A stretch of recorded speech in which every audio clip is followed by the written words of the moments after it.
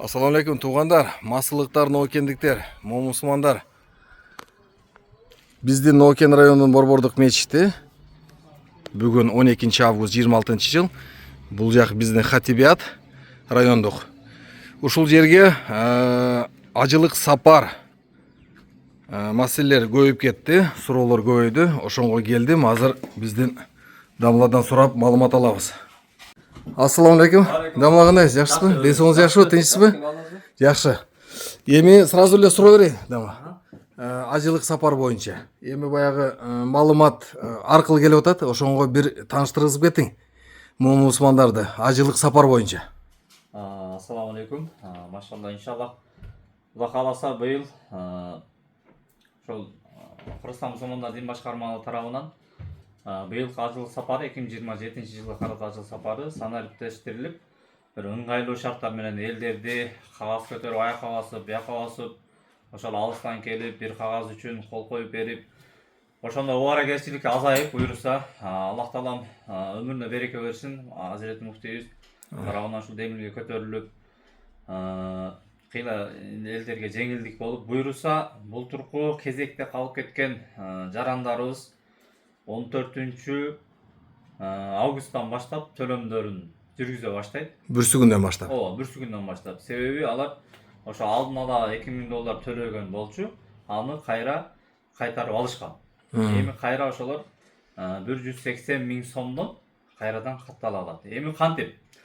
Эми буюрса, ар бирибиз өзүбүз смартфонубуздан эле үйдө отуруп алып, ошол маалыматтарды чогултуп, ажылык сапарына кезекке тура алабыз. Жаңыдан. Анан буга бизге биринчи керек боло турган нерсе, түндүк приложениясын ар бир жаран өзүнө катталып алыш керек. Сонуга барып же бир атайын Азыр бардыгында эле болуш керек, Дамла. Бардыгында болуш керек. Ооба, негизи эми көбүрөөк жакшы өткөн аксакал энелерибизде бир аз жок чыгып калып атат да. Бала чакалар жардам бериш керек. Ооба, жардам берип, ошол түндүк каттагандан кийин буюрса жакын күндөрдө бүгүн же эртең ошондой ажылык деген приложениябыз чыгат. Приложение отдельно. Өзүнчө. Ооба. Ошол ажылык приложенияны кадимкидей жанагы приложенияларды Жүктөп алып, жүктөгөндөн кийин өзүгө каттайбыз, код келет. Кыскасы ошонун ичине толук киргенден кийин анан адам өзү ошол ким бара турган болсо, ошол киши паспортунун данныйларын баардан киргизиш керек. Киргенден кийин паспорттук маалымат сурагандан кийин, могул арт жагын тартып, ID карт паспортун. Ошол каттала алат. Биринчи адам катталгандан кийин дагы паспорт кошуу деген жеринде буюрса, ошол жерге кирип, экинчи паспортту кошуп, үй бүлөдөн канча адам барат? Мисалы, бир адам 3 махрамды алып бара алат. 3 аялды. Мисалы, бир эркек мүмкүнчүлүгү бар. Ооба. 3 аялды. Анан ошол катталат. Буюрса, жакын күндөр ошо эртең бүрсү күнү эскилерге төлөм башталса, жаңыларга 25 болжол менен 25 августта башталыш ниети бар. Ошого иншалла Ноокен районунда жашаган элдерге ошол маалымат билүүнү кааласа, ар бир имамдарга окутулду.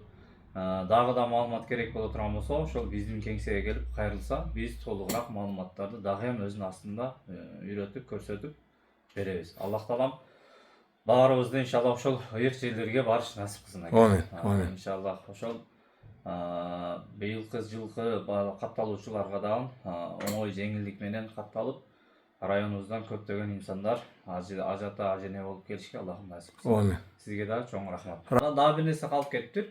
Эми мурункудай 3 күн 4 күндө банктын астында кезекке туруунун кажети жок. Ар ким ошол өзү колдонуп аткан М-банк, балким компанион банк, дагы балким башка банктардын онлайн төлөм жүргүзөбүз го. Ошол жерге турбай эле ошол онлайн эле ошол жерден неме төлөм өткөзсө болот. Ооба, өзүнүн личный кабинети ачылат. Сиз мисалы аты фамилияңыз менен катталды, личный кабинет ачылды, паспорттун маалыматыңыз бар.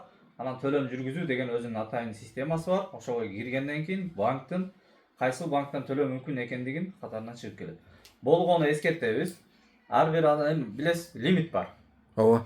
Мисалы 2 адамга төлөйүн десем, мен 360 000 сом төлөшүм керек. Эми мен лимитим 100 000 боло турган болсо, аны төлөй албай калышым мүмкүн. Ошого банк кеңселерине барып, лимитти 1 миллионго 500 миңге чоңойтуп берүүнү ошол настройкасын оңдоп турса жакшы болот иншалла. рахмат чоң сизге. Рахмат, тынч болуңуз.